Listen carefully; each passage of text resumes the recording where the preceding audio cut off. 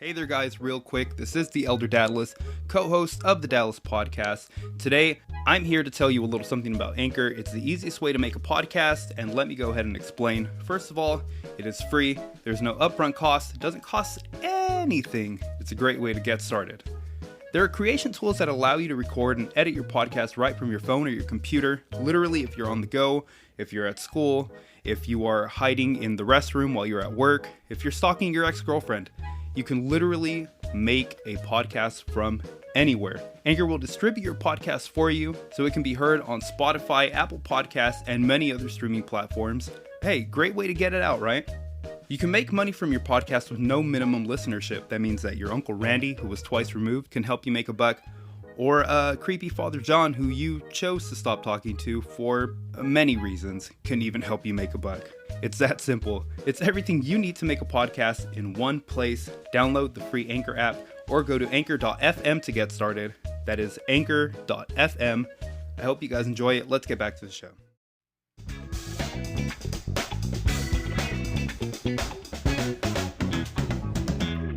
Hey there, how's it going? Welcome back to the Dadless Podcast. I am the Elder Dadless. Today we have plenty of things to talk about. I think we need to catch up. I think we need something spooky to get us in a nice mood. So we will get into the episode right after this.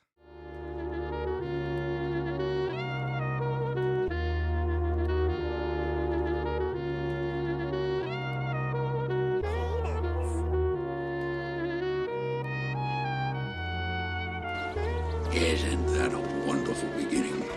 Yeah, it's really good. What is this? Are you trying to trick me? Wait, just wait. When's it get good? What's up there, little homie? About ready to do this? Yeah, man, I'm ready. In this world, if you can't swim, you bound to drizzle. And if you fall, you better pick your punk ass up. That's right.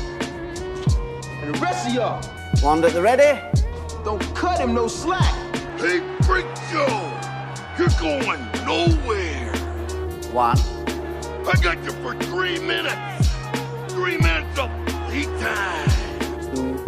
You got no backup here. I'm calling Veronica. Veronica, give me a hand. Y'all fools get busy. Three. Clobbering time. Hey there, how's it going? Welcome back to the Dadless Podcast. Today's episode is going to be an Eldercast. For those of you who do not know, the Eldercast is a solo segment that I conduct on my own when I'm not in the direct vicinity of the other host.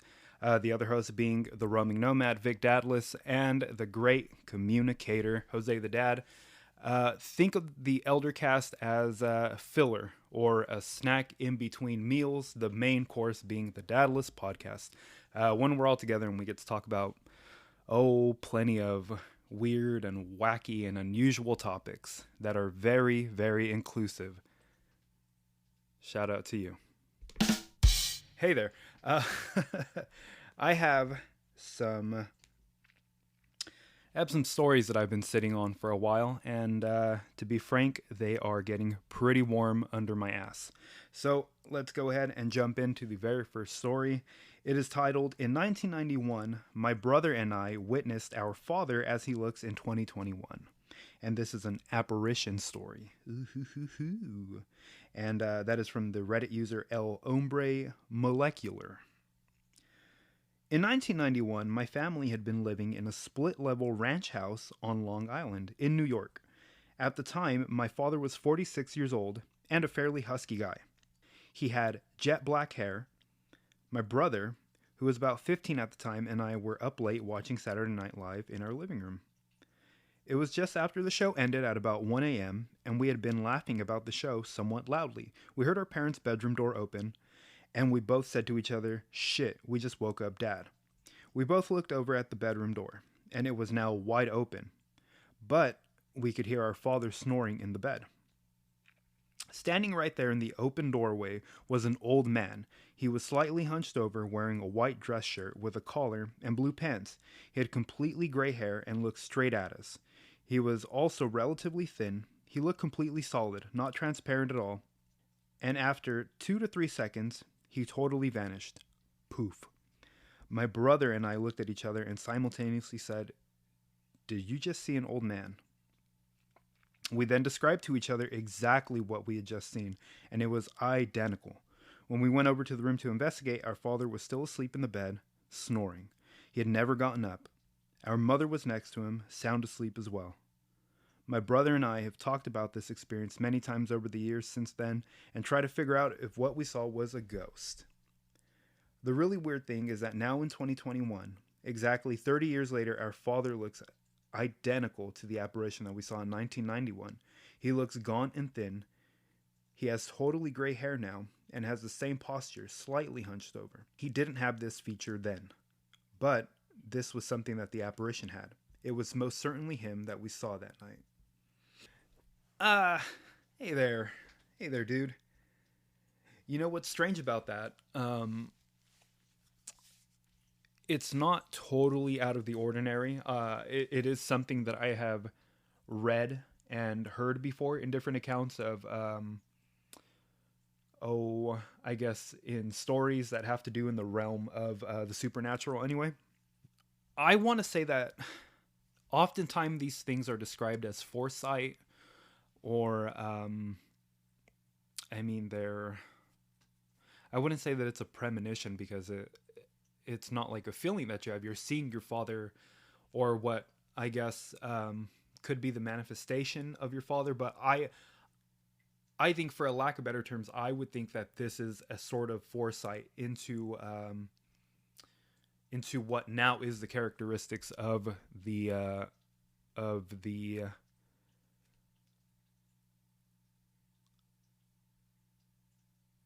user's father. But I'm not sure. Recently, to kind of relate this to myself anyway, in a way that I can relate to it into the story. I want to say in 2014, maybe, or maybe right before 2014, my godmother passed away, and I was with her during the final moments, maybe the day before she passed away. And in my head, that is now caused a trauma. And because I see her in the way that she was in her final state, she passed away of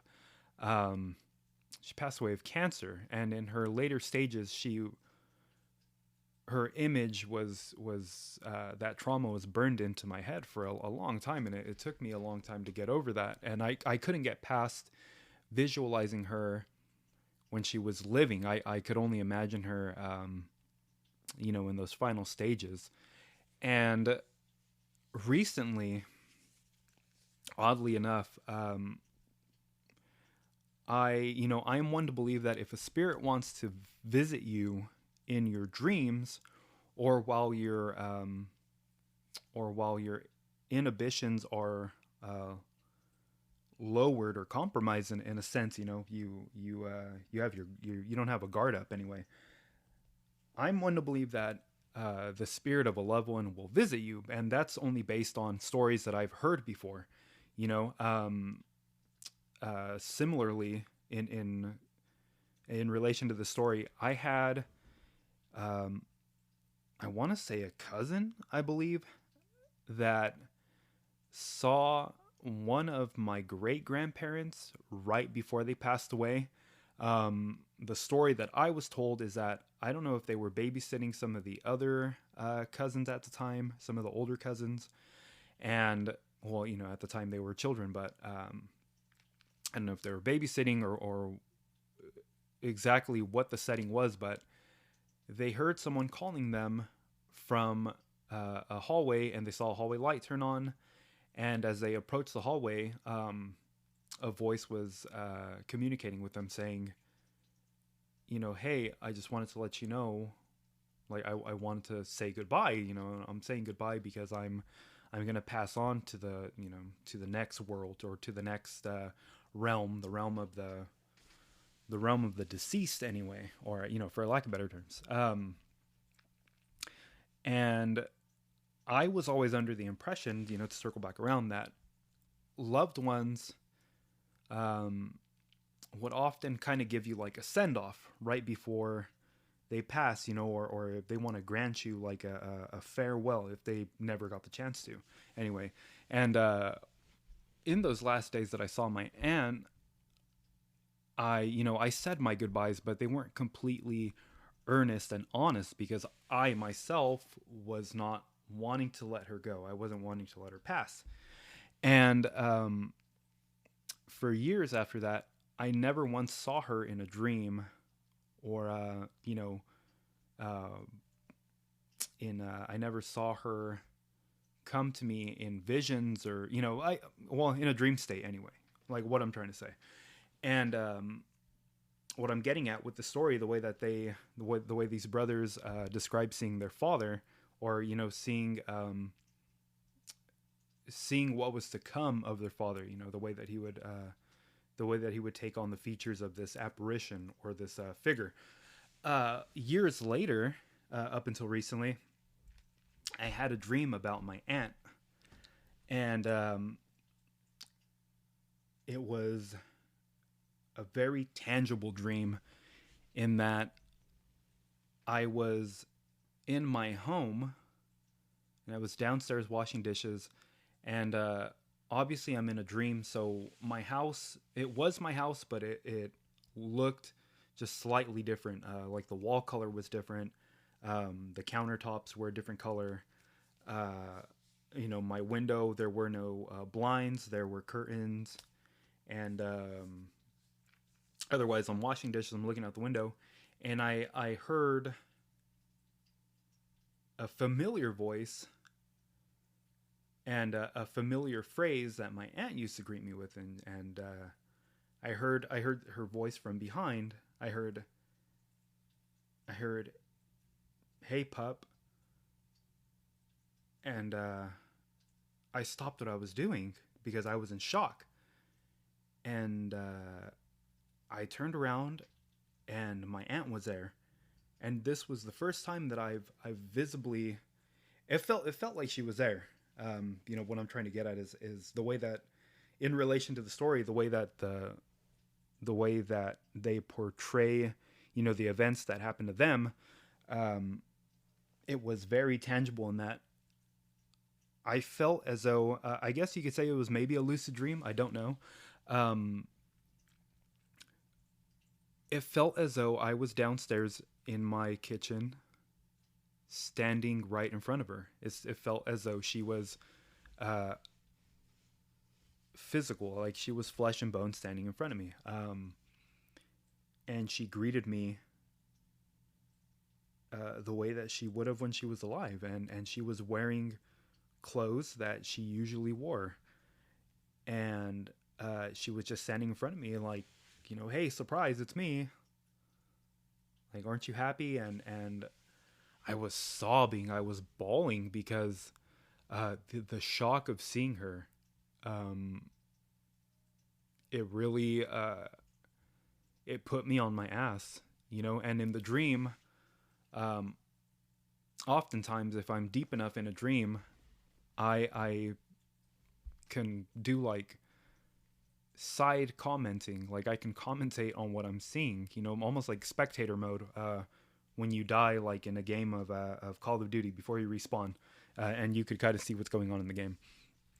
I can see that from an outside perspective, and even I was surprised. I was like, holy shit, you know, kind of just commentating on what was going on in my dream. And myself in my dream, I was just sat on my ass. I remember touching her face and holding her hands, and like feeling her shoulders, and she felt full. She didn't feel sickly. She felt like the way that she would have before she was sick, before she passed. And it really took me for a loop.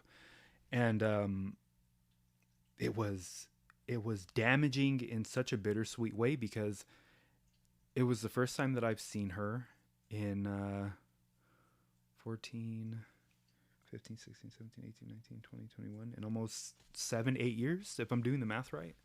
And fucking me, if it wasn't, it was shocking. It was shocking. It was bittersweet because I got to see her in that way, in the way that I wanted for so long, because I felt as though I wasn't deserving or I did something wrong. And that's why I hadn't seen her in a dream, or I hadn't seen her, come to me in this kind of a ethereal form, like, hey, I'm alive. It's me. Spaghetti. I scared you.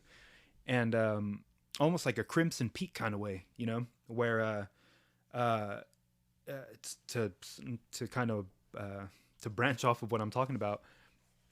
If you've ever seen the movie Crimson Peak, the main character, she's describing, the opening scenes in which she's describing that her mother passed away, and it was one of the first times that she saw a ghost, and she's laying in bed, and her mother's figure comes to her, and it seems very like grimy and gritty, and she comes to her in like a very grizzled type of form, the form that she takes anyway. But she speaks to her in a very nurturing kind of way, although it's portrayed like very spooky, where she's like, "Oh, my child," kind of very in the way that Guillermo del Toro makes his movies, the way that the featured entities like present themselves, and she's like, "Oh, don't go to Crimson Peak," in that way, in like a very like ooky spooky kind of way. It was almost in comparison to that, to where I was shocked and I was scared, to circle back around to what I was talking about. I was very shocked and scared, and I didn't know what to do, and I was sobbing. I was physically sobbing in my dream, and because I didn't know what to do. I didn't want her to go, but I knew that this was one of the only chances that I had to see her, and it had been so long since I've seen her, and I take it as such. I do legitimately believe that, she presented herself to me just to kind of say like, hey, everything's cool, like I'm fine, this is what you wanted, sorry that you didn't get it any sooner. And I could not stop sobbing, and it felt as though I was sobbing, for real. And when I woke up, I really had to take a deep breath, and I got up and stood up. It was like, I don't want to be cliche and say that it was like the witching hour, that it was 3 o'clock or anything. It was more like 2:45 or something. But I got up and I really had to take a breath and kind of just walk it off. I was like, holy fuck, dude, like that was shocking. And but it also put me at ease. And I mean, I don't know the way that the story is portrayed from these brothers.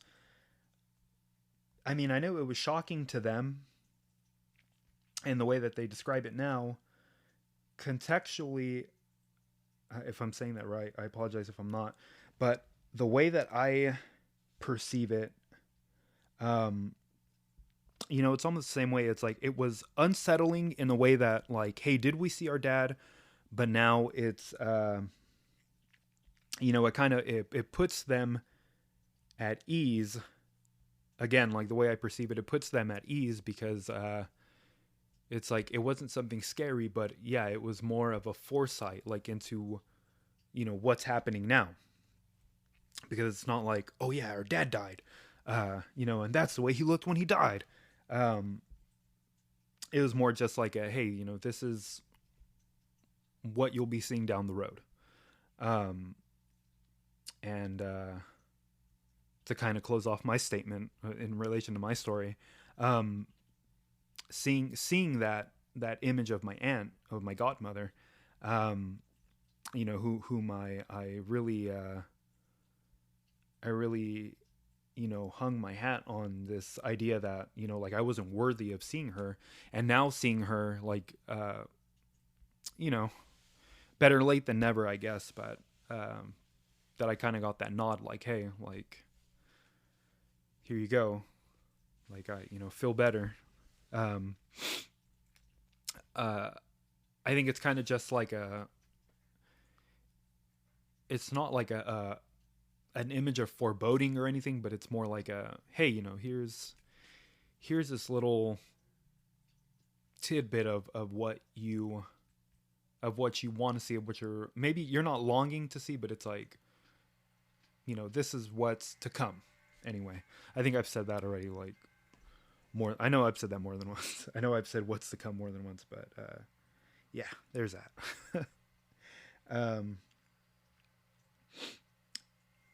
Next story.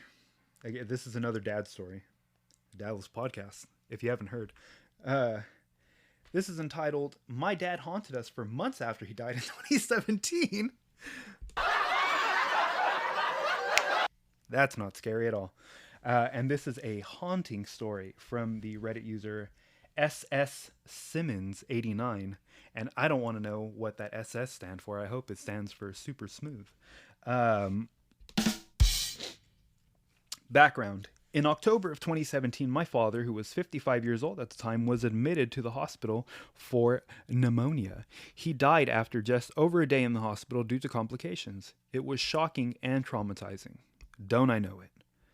Though he was not the picture of health, no one saw this coming, except for him. You see, I found out after he passed that he once told my mom he would die young and leave her a handsome corpse. Yeah, my fam is weird like that.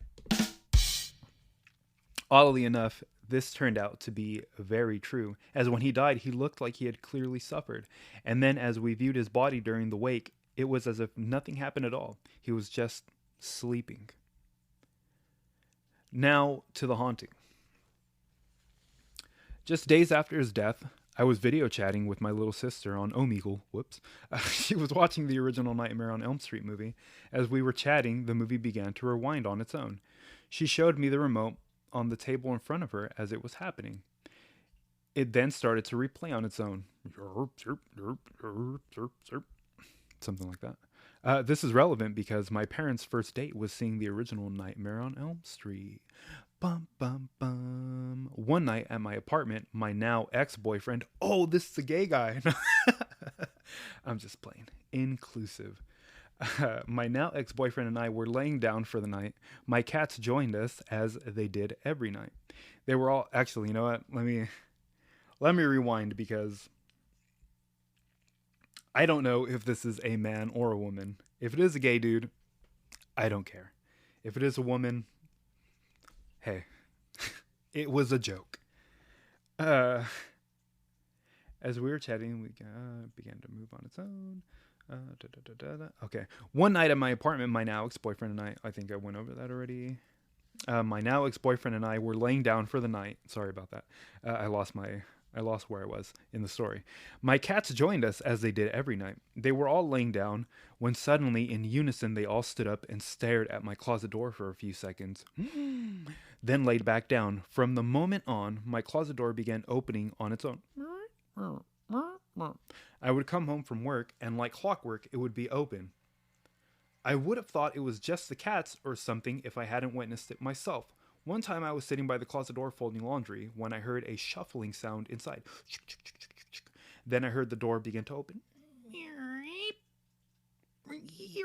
I don't know. It's supposed to be a creaking door. I immediately forced it closed. It doesn't open like that anymore. Well, hey, it's just a creaky door. At the same time, my mom began experiencing her own strange events. Her phone would play what she described as a classical music sound randomly. No shit, that's called a ringtone.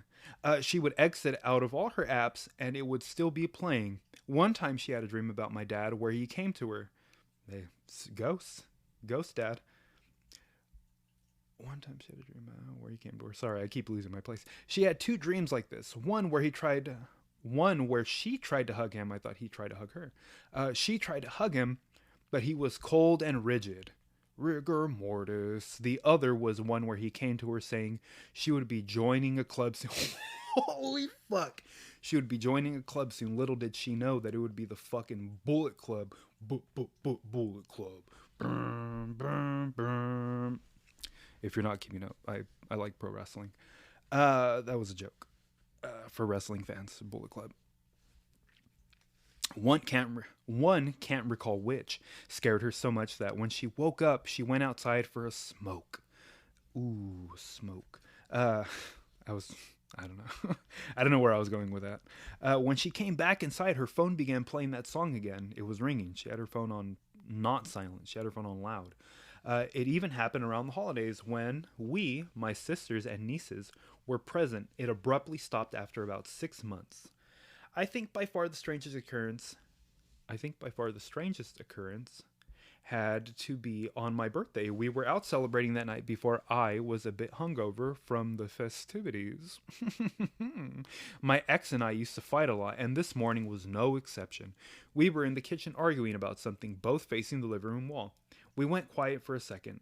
That's when I saw it. The birthday card my sister gave me lifted, opened, and then closed. I was going to say he had a howler. Ronald Weasley. There were no windows open. No windows open. No breeze coming in. No cats around. At first I thought my hungover brain was seeing things. I don't know about you. First of all, hold on, pause. I don't know about you.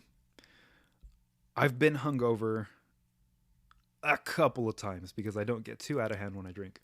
I don't ever fucking see things. I've just felt like dog shit. I felt like just out of it. Like stupid, doo-doo dumb. I felt just gross. Never did I fucking... You know what? Like, I'm seeing things right now because I'm hungover. But anyway, that's when, without saying a word, my ex turns to me and says, "Did you see that?" The last dream I had involving my dad was so vivid I woke up crying. Hey, you and I both. We were all gathered around my sister's kitchen table, shooting the shit, just hanging out. My dad was there, and everyone seemed to be having a good time. That's when a song I hadn't thought of in years started playing in the background. It was the Steve Miller Band song called "Rockin' Me Baby." Steve Miller Band. A song my dad played frequently. I woke up crying, still hearing that song, because she was still hungover, or he, I don't know. Or maybe they don't subscribe to a gender. I don't know. Inclusivity. There are more creepy occurrences, things out of place, weird noises and dreams, but these were just the most memorable ones. Even now when I talk about my dad, there will sometimes be random creaking and shuffling sounds inside my apartment.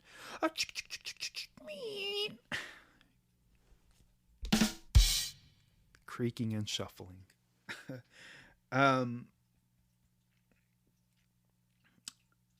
I have something to say about this, in relation to this anyway. Again, to circle back,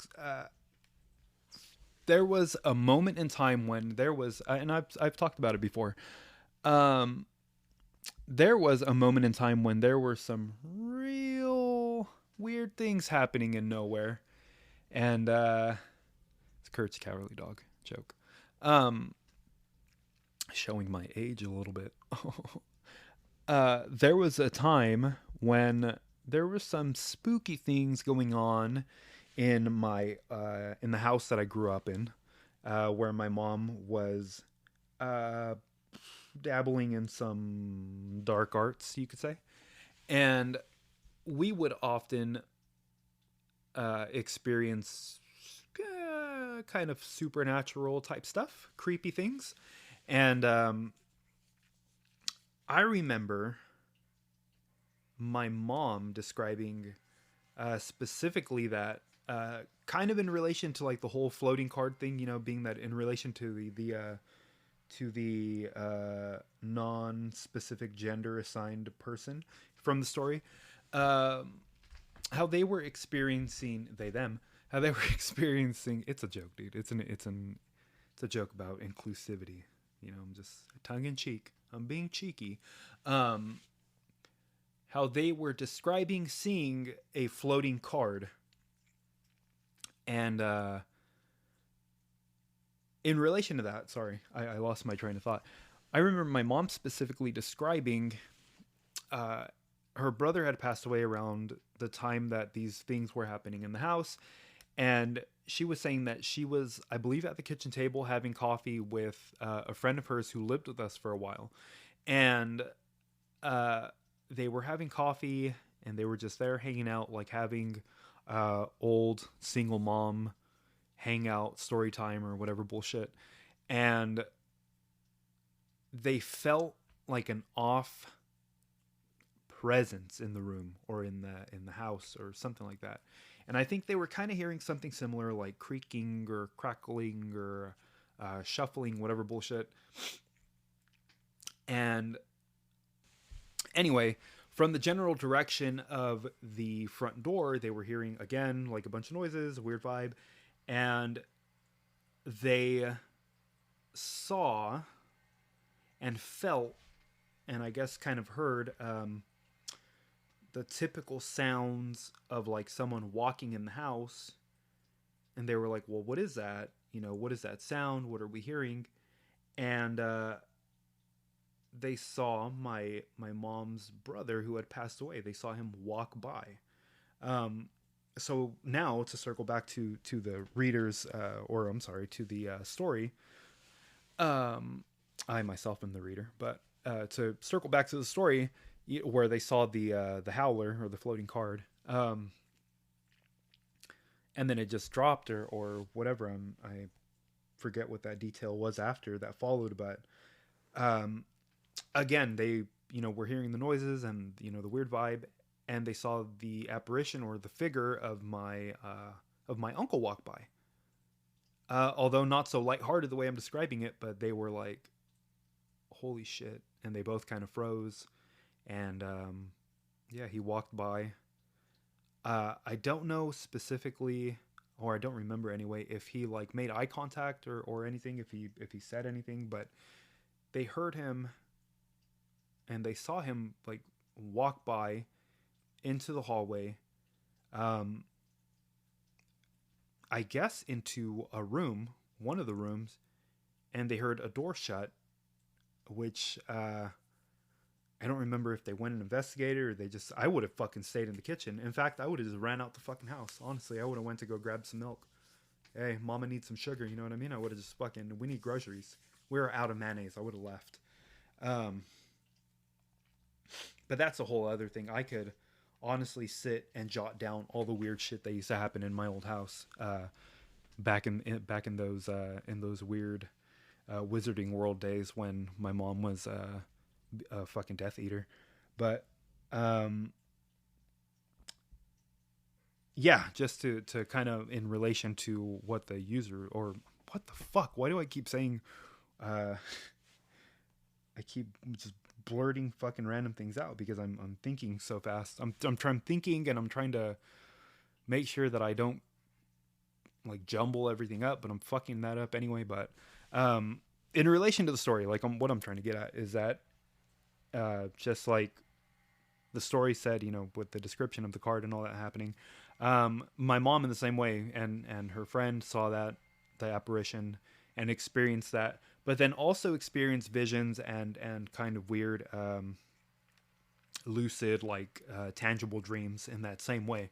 So I mean, it happens, but I think that also comes with I feel, I'm not saying that everybody feels that way, I'm not saying that it's like a must, but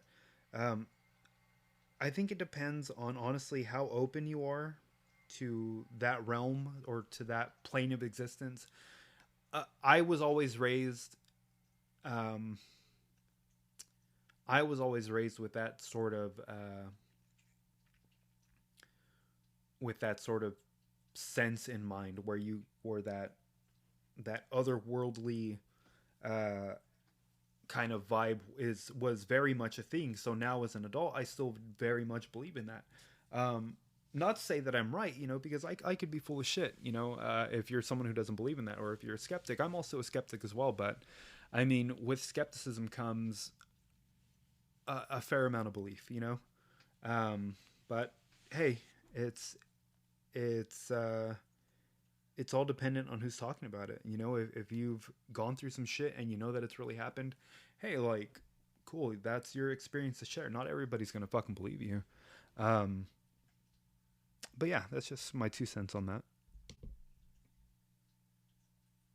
Anyway, here's a fun little story entitled "My Toilet is Haunted." And this is from the Reddit user Dwarf Forge. That is Dwarf Forge. So about 3 nights ago, me and a couple of friends went to a supposed haunted abandoned farmhouse, much like every other abandoned farmhouse. While there was nothing happening besides a general sense of unease and not being alone, the problem started happening after returning to our apartment. Our toilet lid just started randomly flipping up and down.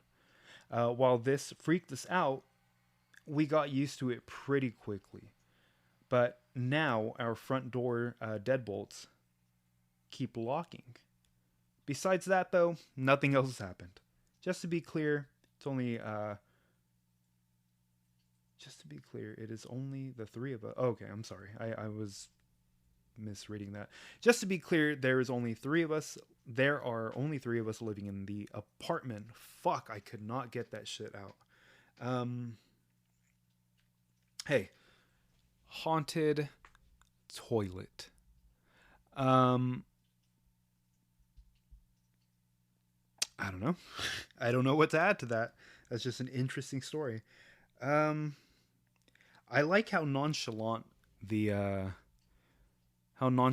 story is. It's like, our toilet's haunted, our deadbolts keep fucking opening and closing, but other than that, it's fine. I mean, I guess you could just play it off. I feel like if the events that are occurring are like so minute to where you can brush them off, like, hey, fucking whatever, man. But the title was what got me. It seemed very silly, and it was very silly. But this is not silly. This story is entitled "Thing Tugging at Me in the Bed." The tugging me off in the bed. Thing tugging at me in bed. the old tugger, the old late night tug, you know what I mean? From the user L Chump. That is the letter L. Chump. And this is an encounter story. Hey everyone, first post here. Hey everyone, Zuko here. In the past few months, I've delved into the spirituality stuff. And last night I woke up at 3:50. Last night I woke up at 3:50 in the morning. Wow. A second after I woke up, I felt a sort of tugging. Turns out it was just me. Or a pulling on the left of my pillow with the strength of someone's hand. Oh, it is the old stranger. The old stranger. The old secret tug. I immediately flung the covers over my head and waited a few seconds, thinking it was something like a rat on my pillow, as that was my only logical explanation. It continued until I threw the covers back over and found nothing there. And then I busted my nut. Ugh! No, I'm just kidding. Very blue humor. Very crude humor. Been struggling for a logical explanation and definitely, God damn it. I'm talking like shit today. Was not sleep. Been struggling for a logical explanation and definitely was not sleep paralysis. I could move and wasn't a dream because I sent a message after it happened to my friend. Cheers! Hey there, late night tug lug. Okay, dude. And then I gotta comment on some of the I have to react to some of the comments that people are leaving, and people are like, "Oh, it's a djinn or a demon. What did you do? You did someone wrong, and they're coming to tug you to death. You old fuck, you tugger of the night and of the day." I don't know.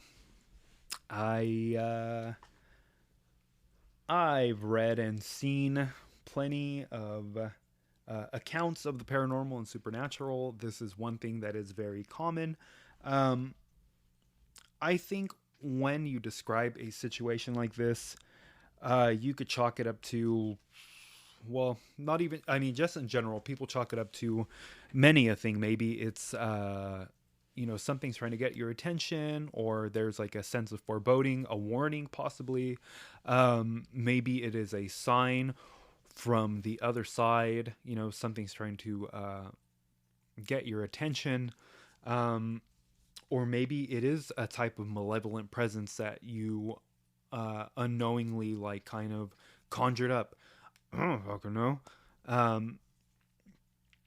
But again, to seem to relate things, relations relate. Again, it's something that I've talked about before. For a while, I suffered heavily from insomnia and sleep paralysis. And one of the things that I suffered from a lot when these episodes would happen is when I would finally fall asleep, I would get into that, I would fall into that sleep paralysis or that hag riding stage where usually if my eyes weren't open, I was having like a waking dream where I was obviously awake. I was paralyzed. I couldn't move or anything, but my eyes were, I don't know if you would say like glazed over. I couldn't see what was in front of me, but I would see, or I would see almost like static. Like, if you have a TV that still turns to like a static channel, I would kind of see that, and it would glaze over for me in the best way that I could describe it. And I would often see like the outlines of figures walking by me, and I mean, if you really want to chalk it up to sleep paralysis, obviously, like I'm in it's like I'm in REM sleep. So I mean, it could just be shit that I'm kind of thinking up, but again, to relate it to this is all going on like when this was happening. Again, this is to relate it back to how I was saying that for that while my mom was a dark magician, and this is when all this started happening. And so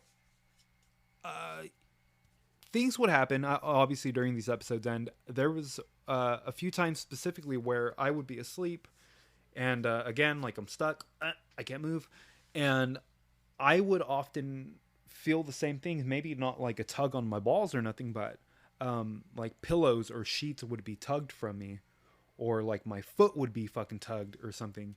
And I don't know, it could be me. It could just be me, like, obviously dreaming all this up. I'm one to, again, like I said, like I'm one to believe in the supernatural and shit. So a part of me is like, yeah, it is something like otherworldly happening. But then again, it could just be me. It could be me in that state of like awake and not awake, and I'm like jerking and kind of like flinching, like those signals are being sent from my brain to my other body parts and are like, hey, like, wake up, like, get up, are you alive, are you dead, like, what's going on with you? And so I don't know, but again, like, I remember falling asleep and then waking up, and this was an episode at one time, and I fell asleep at the foot of the bed, and my bed was a wooden frame, so it was like slats of wood, and I remember the pillow being yanked through one of the slats, like in between two slats. My pillow went through like the slats. Obviously they weren't like very thin, there was like pretty big spaces in between each slat, but yeah, one of the pillows like pulled through that. And I remember that's what woke me up. Like, it shocked me to where I woke up and I was like, what the fuck? And I jumped up and, obviously scared and whatever. But, I mean, who's to say that? I mean, it could be supernatural. It could be like a genuine encounter. Or it could be just, like a waking dream. You're being shocked awake. And so maybe he's waking up and he's like, and he tugs his dick a little. I don't know. He gives himself a stranger, you know what I mean? He was saying it was happening from the left side.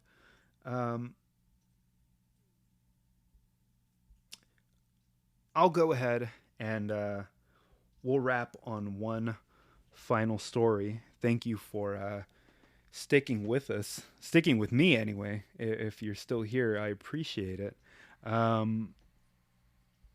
haven't done one of these in a while, so again, we're trying to keep like a monthly drop, a very Art of Wrestling-esque drop, because obviously we can't always be together at the same time. I mean, if we had the money and we were a lot more prominent, that wouldn't be a problem, but I digress.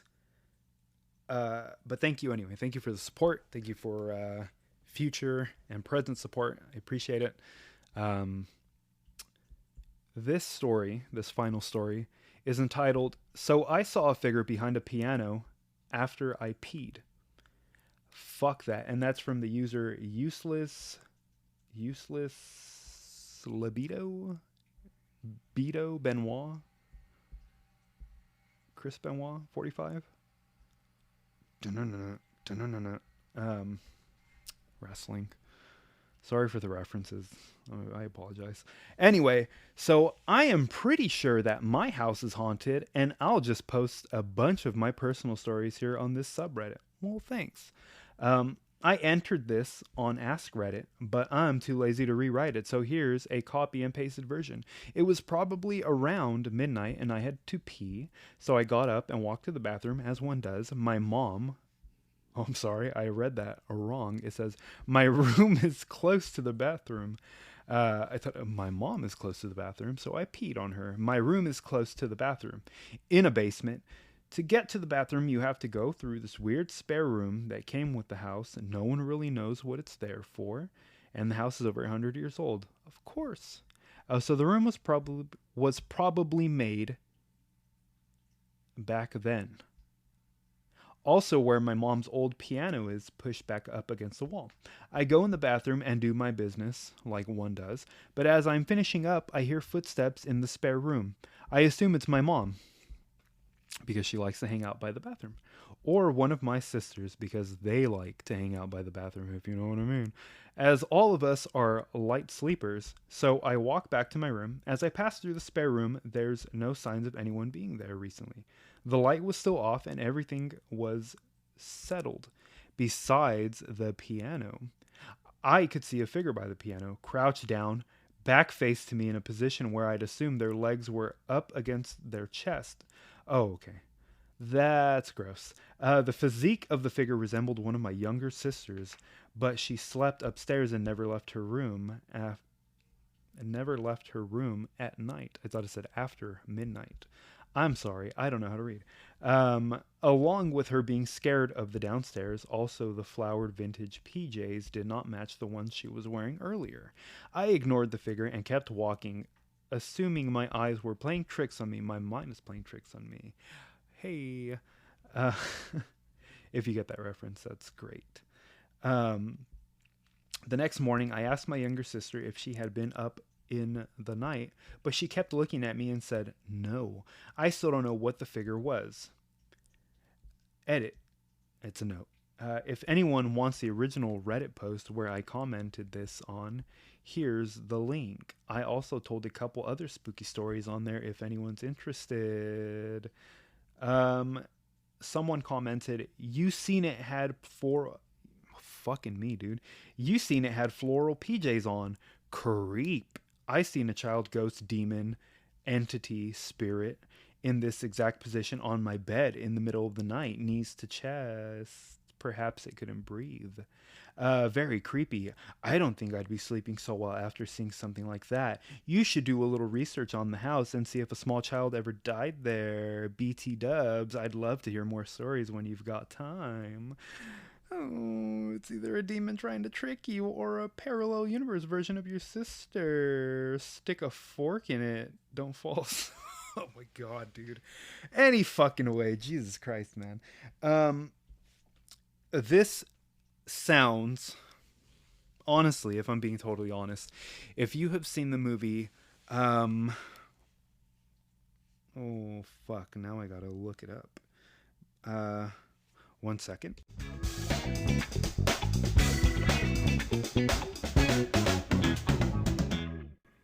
And we're back. Sorry about that. So what I was trying to get at, this story reminds me a lot of scenes from The Haunting in Connecticut. If you've ever seen The Haunting in Connecticut, the story that I just read, if I'm correct, I could be totally fucking wrong. I could be mixing up two movies, but this sounds like The Haunting in Connecticut. It really does. And again, I haven't seen the movie in like a really long time. I know there is a movie similar to what I'm describing. It may be one of the Ouija movies, but similar to what I just read, there is a scene in one of the movies where I swear to fucking Joey Ramone that there is a scene in a movie that is very similar to that, where the main character of the movie, or one of the main protagonists of the movie anyway, wakes up middle of the night. Obviously the house is haunted. We get the vibe of that, and he again lives in the basement, or his room is in the basement, and goes to the restroom, and does his fucking thing. And when he comes out, he walks by like a figure that you kind of see in the background, but they don't really acknowledge. Or if they do, it's like one of the very first scenes where like the supernatural events start rolling out. But heavy vibes I'm getting from that. So it's either one of the Ouija movies, or it's A Haunting in Connecticut. The Haunting in Connecticut, I should say. But I'm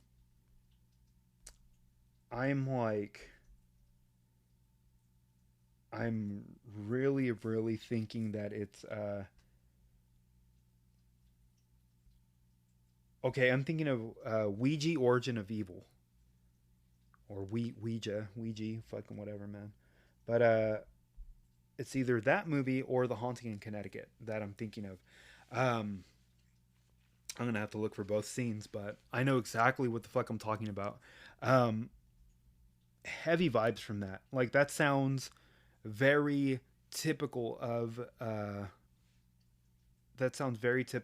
like a scene in a scary movie, where it's like, yeah, I'm in the basement, and it's me and my mom and my sibling, and I'm sleeping downstairs because I'm the older one, and the bathroom's there, and I saw a fucking ghost. Obviously there has to be some kind of inanimate object that attracts the fucking spirits, like a piano, much like in Insidious, or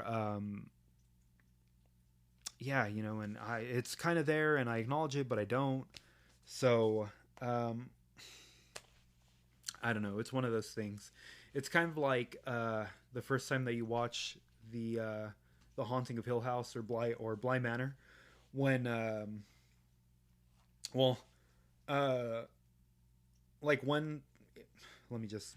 going on a tangent, but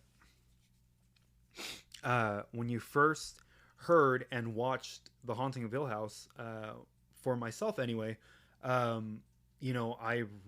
remember one of the first articles was like, oh, it's really haunting and it's creepy. It gives like a creepy vibe.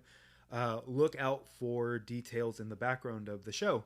And then after watching that, and you start seeing like the little creepy tidbits of like the ghosts and whatever hanging out. When you see that in Bly Manor as well, like, you're looking out for them, obviously, because of the way that the show is starting to unveil itself. It's like, oh, look, like, there's a dollhouse and there's all these little figures in there, but they're all representative of something in the show, or they're in the house. And so you're like, oh, those must be ghosts, so I wonder where they are. So you're just, like, when I watched it, I was also looking around for these other additional ghosts that then were then kind of unveiled at towards the end of the show. But anyway, that story has like very movie vibes about it. So I could be tripping. I could just be thinking out loud. I don't know, but that's kind of the energy that I'm catching from that. I mean, it's a cool story. I appreciate it. If it is true, like, that's fucking gross. But, you know, I'm not 100% on it, you know, because like I said, there is a skepticism that comes with the belief of the supernatural and the paranormal. There is a deep skepticism that I feel like goes hand in hand with it. I feel like it's almost very is very biased if you're like, oh yeah, like 100% this shit happens. So but anyway, that is the show. Hope you appreciate it. Bang that one out real quick. It's been a while, and we needed to fill in some of the gaps until we are able to get together, hopefully soon. As always, I am the Elder Dadless. Catch us on the socials. We have a link tree now, and you can go there, and it takes you directly to the Facebook page, which we're getting a lot of really great input from. I'm really happy about that. Instagram. Taking a little break from YouTube, but we are out there. We'll try to pump out some more episodes soon, I hope, as long as we can get together and, make it happen. For the Nomad, for the Great Communicator, for everybody that's with us, for this nice community that we're creating. Thank you. I hope you enjoy it. See you soon. Have a good one. Who are you, really? My name is Inigo Montoya. You killed my father. Prepare to die. Come for me, Gmork! I am a traitor! You are beaten. It is useless to resist. Don't let yourself be destroyed. Offer me everything I ask for. Anything you want. I want my father back, you son of a bitch. I am your father. That's my son! This is my boy! This is my boy! That's impossible! You're laughing. Someone was killed today because of what you did. I know. How about another joke, Murray? You son of a... Fuck you. None of you seem to understand. I'm not locked in here with you. You're locked in here with me! You're stealing my dog of war. I understand your pain. Actually, we're all tickled to hear you say that. You shall have your revenge. Iron Man. Good night. And always remember, that's